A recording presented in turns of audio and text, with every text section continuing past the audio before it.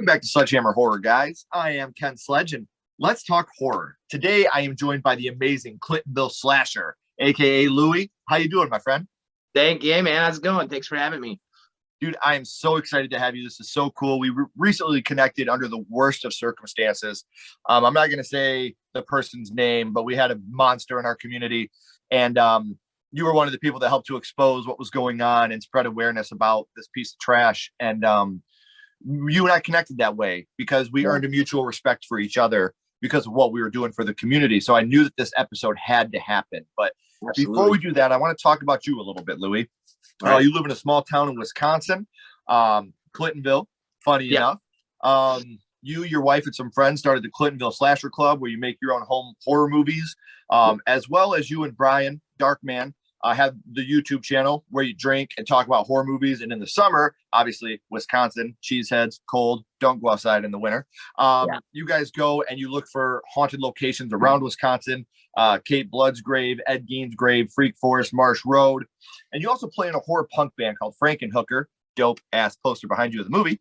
And all your songs are about horror movies. So my friend, if Yankee Doodle put a feather in his cap for everything you did, he wouldn't have any room left. So first off, let's start talking about the Clintonville Slasher Club. How did that actually come to be? Oh, so it was, we were just kind of messing around, drinking in the bar, and somebody had said, well, we got on the topic of like Halloween, and somebody said that they were really upset about driving like an hour to go to the a haunted house and spending like $60 to have like 20 minutes of fun. So somebody said, I think it was me that actually said, well, why don't we start a haunted house here? And so somebody was like, okay, well, you know, I've got a barn or I've got costumes, and it kind of just down spiraled, or it kind of just blew up really big. And I was like, hold on, let me start an online, you know, club and get more people involved.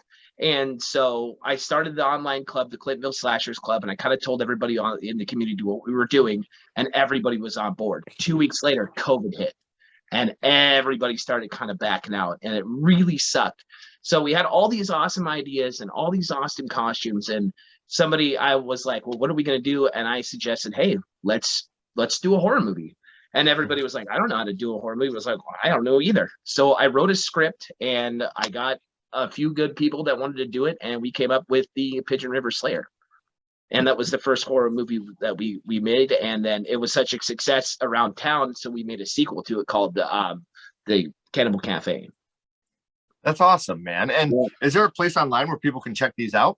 Yeah, you can either check it out on the Clintonville Slashers Club on Facebook. They're pinned at the top. Now, I don't know what I'm doing, so I don't know how to edit. So the first two movies are like 18, like the first movie's like 8 or 9 or like 18 different videos, so you have to swipe through them. And the second one's in 6. So I'm learning as I'm going. Right. So you can find them there. You can try to do it on my YouTube channel, but if you go to the Clintonville Slashers Club on Facebook, they're pinned right at the top. Well, and the good thing about that is you guys don't have to go looking for them because I have the links right down here in the description. So all you got to do, click the links down here in the description, give a follow on social media, throw a sub here on YouTube. Now, let's talk about Frankenhooker here for a second. How did this come to be? So I was actually in a punk band. I'm a huge Stephen King fan. So I was actually in a punk band before this called Annie Wilkes. And that... Very nice.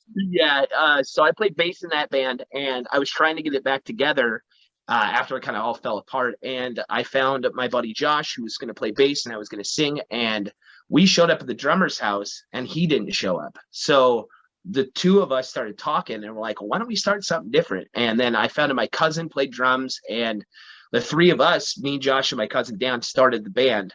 And we were tossing around names and like, what should we call it? Because, you know, everything's been picked. So he landed on Frankenhooker, and I was like, you mean that 90s obscure horror movie? And he's like, yeah, I love that movie. So we dedicated the name to the band, Frankenhooker, and then we found our fourth guy, Josh. And we're going to be playing a show April 16th here in Clintonville at Jeannie Rose Sports Bar. So we're looking. That's awesome, man. We're looking forward to it. If I was any closer, dude, I promise you I'd be there, man. So, oh man, we would love to come to you and play with you guys. Play for you guys. Dude, we'll make this happen sometime. I promise you. I know, man. We're totally down. Well, now we know that you are huge in the horror world now, all the things that you're doing being a contributor to the horror community, but that had to start somewhere for you, Louis. So I want to go back to the past and talk Oh, about what got you started in the horror genre, your first horror movie. And Louis, your first horror movie was? 1984 is the Nightmare on Elm Street. So my mom, yeah, dude. So my mother, my biological mother, she was a horror movie fanatic. I hear stories about when she was younger, when The Exorcist first came out, she had to go to the movie theater 3 times just to finish it because it scared the crap out of her so badly. Yeah. And I love that movie. So I've been exposed to horror movies since I was 3 years old. Um, I have loved that movie for a lot of different reasons. That movie to me is more than just face value. It's more about Nancy's story and her heroic efforts of overcoming suicide and overcoming addiction. And being an adolescent in the 80s, it has taken on more of a meaning, because the first movie is really not about Freddy Krueger. Yes, he is the main antagonist in that movie, but he's more of a metaphor. I've always seen him as a metaphor, overcoming the monster within yourself. Mm-hmm. And I think that the first movie belongs to Nancy. Well, Freddy Krueger has 7 minutes of screen time in A Nightmare on Elm Street. People forget that. That's true. And there's so much about this movie. I've gone on record saying this a million times. To me, there's no such thing as the perfect horror movie. There's one perfect movie that's ever been made, and that's Pee-wee's Big Adventure. Yeah. Now, when it comes to horror movies, this is the closest that you'll ever come. If you take out the fucking Freddy car and the dumb blow up doll mom at the end of this movie, it's a perfect movie.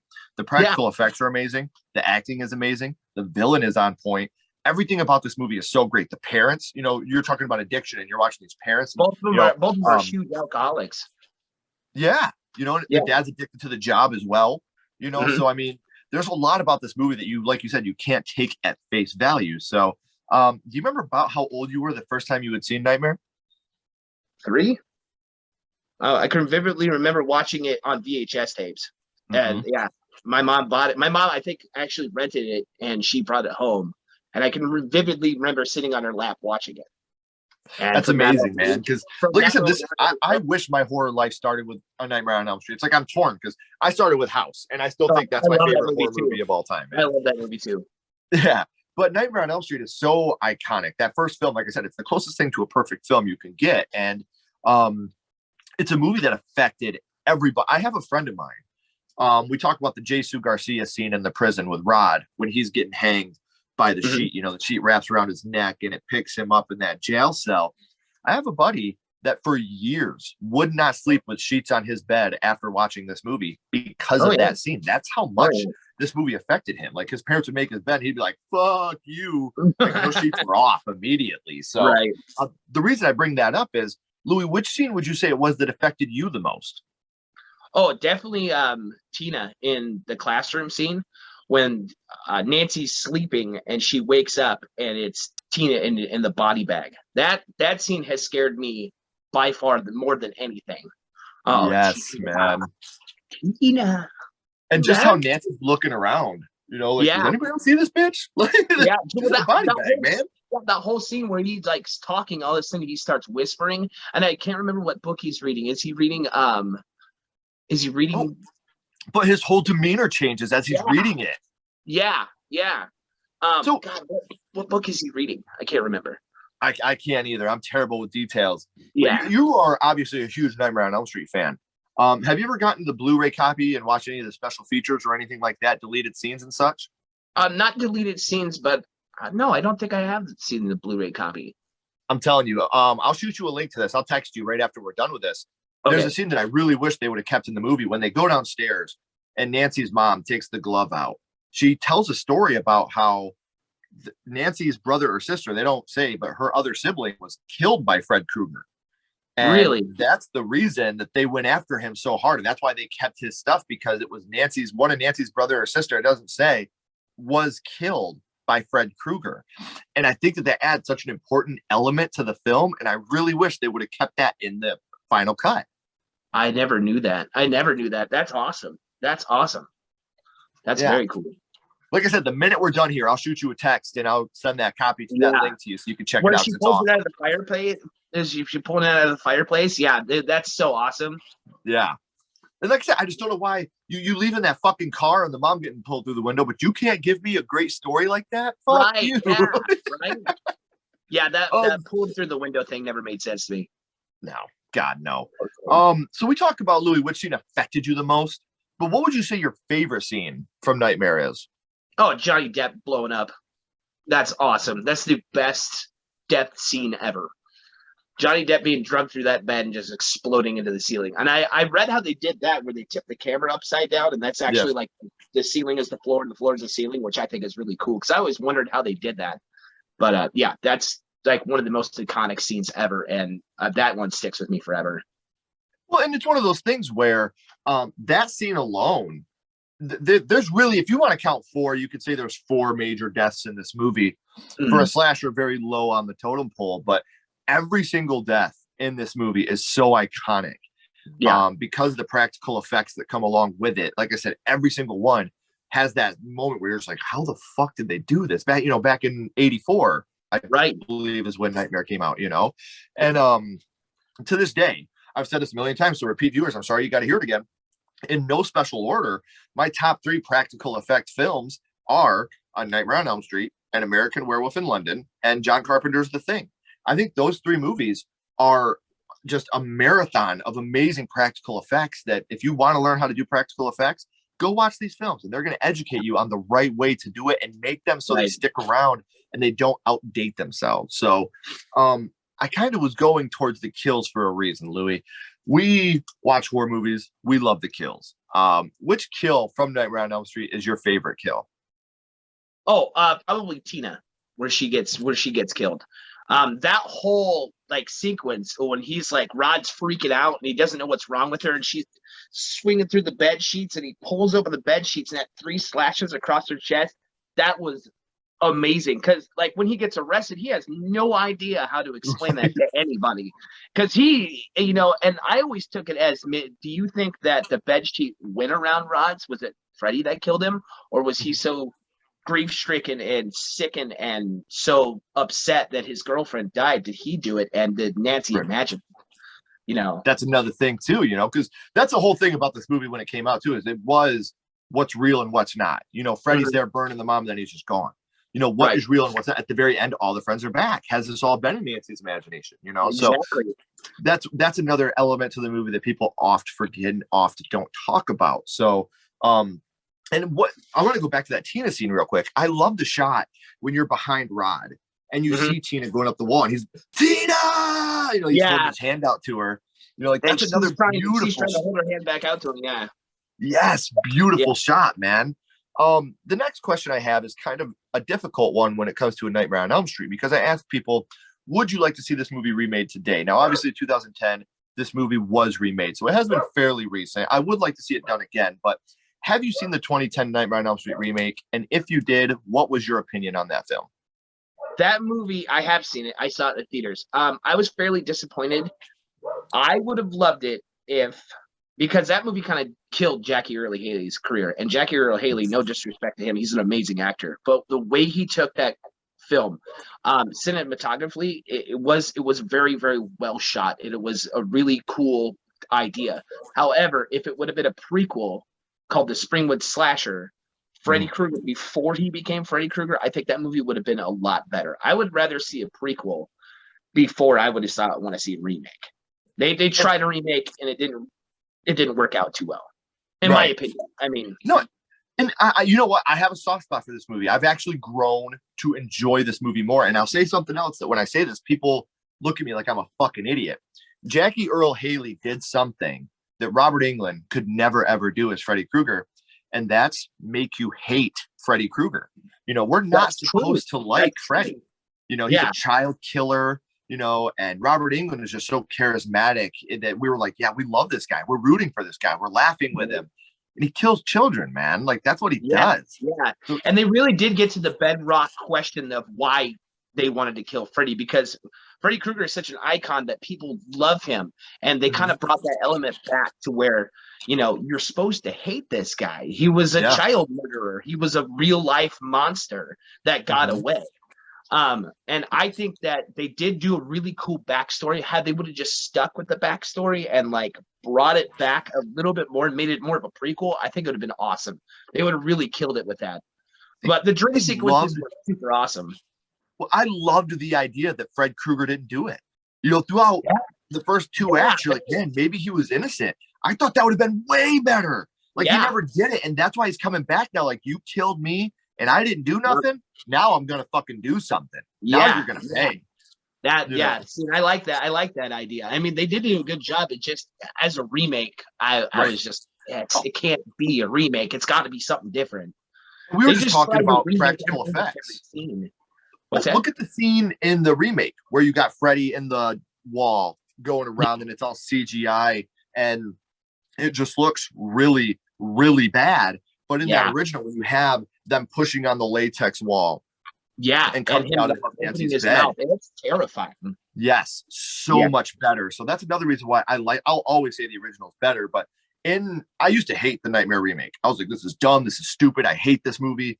But you know, I've gotten older and I've sat down and I've watched it and just, you know, watched it as its own movie, not as a remake to one of my favorite horror movies of all time, but just as its own movie. And they did what they wanted to do. They made Freddy Krueger the villain. And they did. You watch this movie and you despise this guy.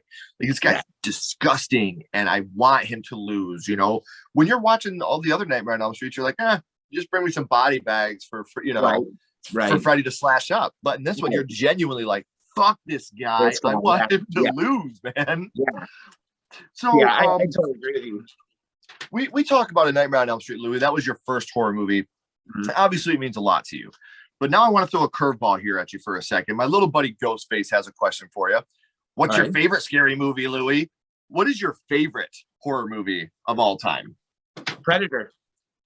We guys were talking about that on your live stream. If Predator is a horror movie or not, I say yes, 100% a horror movie, and it is an amazing horror movie. And I love that. Is my ultimate favorite movie, ultimate favorite horror movie of all time. That's awesome, man. I'm so glad you said that because The Predator is phenomenal. And I agree with you. Total horror movie, man. And I'd go as far as to say this is a slasher film. I mean, The Predator, he hides behind a mask. He goes after his victim until he knows they're dead. I think Predator, just like the Terminator, the T-800, I think total slasher, man. And I'm totally glad that you're on the boat of Predator being a horror movie. And just the way that when that movie came out, it was such a different idea too. You know, this wasn't a normal Arnold movie. You know, Arnold was doing Conan and he was doing other stuff, but that movie is super awesome. It was just a different type of film at that time, and the acting in it is spot on. The writing on it is amazing. Yes, I had to go get my little Predator now. He's going to sit here and chill with us for the rest of the episode. I actually just bought the 30-inch version of him. So dope, dude. And I'm really excited for Prey. We were talking about that during the live stream as well. The Predator prequel that's coming out this year. Like, I'm very, very excited to see what they do with this. Yeah, I forgot all about that. Is there a trailer up for that at all? Not yet. I know that the film's finished. It's going to be released in 2022. But much like Orphan, First Kill, Insidious 5, they've really got things under wraps at this point. But all I know for sure is that it takes place back when Native Americans, you know, so you have like the native tools versus the Predator. And I think that's going to be fucking genius because we know guns don't work. You know, we know that. But and to say that, to kind of build off of that, like the Predators, even the Predator sequels during the franchise, none of them are terrible except for Alien versus Predator. That one's not very good. But even like Predator 2, Predators, like all the sequels that you thought were going to be lame were actually decent movies. The whole ideology behind the Predator is a really cool idea. Yeah, you know, I've always been a huge fan of the Predator, man. Ever since I saw Arnold and Carl Weathers, give me that 5, man. I've been down ever since. So son of a bitch. Yeah, it's bad. It's the badass part. So Louie, man, this has been so much fun hanging out with you, talking about horror films, man. And we always end this with the same question, my friend. We're going to go back to A Nightmare on Elm Street. And what we're going to do is we're going to rank this on a skull count. Now, what we're doing here, we're not being critics. We're not judging it on production, acting, score, nothing like that. What we're doing is just judging this strictly on how much this movie affected you on first viewing. So 0 skulls being the worst, not effective. 5 skulls, most effective. What would your ranking of Nightmare on Elm Street be? Definitely 5 skulls. Definitely. Definitely. That movie scared the absolute shit out of me. And it takes on such a more of a meaning. And the more I grow, the older I get, the more I love that movie. Yeah. I could watch that movie a million times, and you can't take that movie at face value. It's a very good movie. And like I said, you learn something new every time you watch it. So, right, guys, yeah. we are at the 3rd act. So the credits are about to roll. But before they do, those links are down here in the description. So make sure that you're clicking these links. Make sure you're following them. Make sure you're hitting that like and that subscribe button. Hit the bell for notifications. And if it's your first time here at Sledgehammer Horror, hit that subscribe button. We'd love to have you along for the ride. Now, I know that we talked about this a little in private, but the band, you guys are hoping to be recording soon. Now, yes. Do you have the links for the band? Can you send those to me so I can put those down here as well? Yes, I can. Yeah, I can send you. We are on Spotify. You can check us out on Spotify. You can check out all of our music on my YouTube channel as well. So, and like I said, and you can follow them, stay up to date with them when they're finally going to be hitting that studio. I can't wait to hear it, man. I've been listening to your guys' live stuff and I very much enjoy it. Can't wait. I was so glad we connected. We were able to do this. Don't go anywhere, Louie. I got a couple more questions for you. Awesome. Everybody else, as always, keep talking horror, stay what you are, and we'll see you guys soon.